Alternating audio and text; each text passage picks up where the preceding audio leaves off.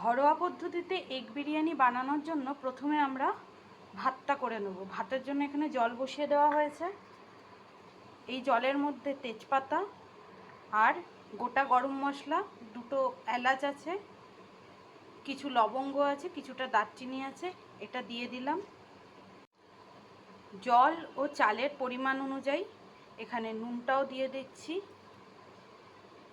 এই জলটা ফুটে উঠলে এর মধ্যে ধুয়ে পরিষ্কার করে রাখা বাসমতি চাল দিয়ে বিরিয়ানির ভাতটা হতে থাক, ততক্ষণ আমরা বিরিয়ানির জন্য কিছু জোগাড় করে নিই।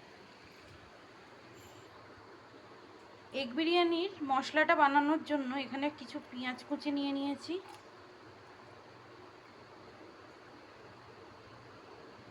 রসুন কুচি নিয়ে নিয়েছি, আদা এবং লঙ্কা কুচি নিয়ে নিয়েছি।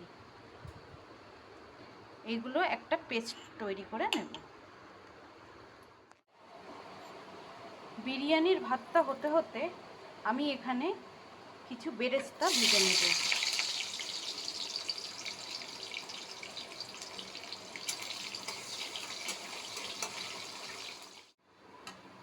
বিরিয়ানির ভাতটা হয়ে গেছে, এখানে একটু শক্ত অবস্থায় ফ্যানটা গেলে নেব।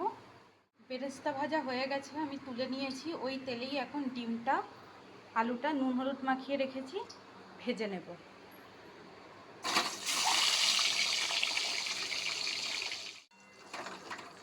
আচ্ছা, ডিম আর আলুটা ভাজা হয়ে গেছে, আমি তুলে নেব।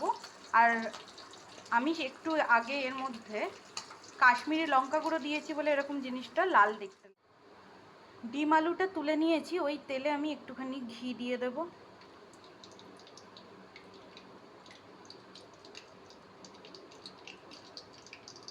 ঘি দেওয়ার পর বেটে রাখা পেঁয়াজ, রসুন, আদা, কাঁচা লঙ্কার পেস্টটা তেলে দিয়ে দিয়েছি।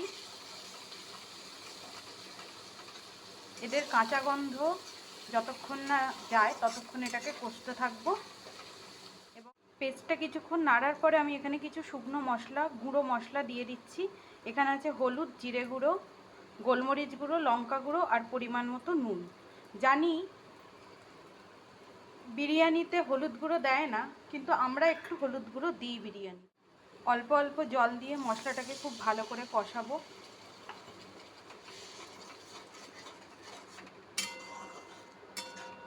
মশলাটাকে ভালো করে কষিয়ে নেওয়া মশলার মধ্যে আগে থেকে ভেজে রাখা ডিম আর আলুগুলো দিয়ে দিলাম।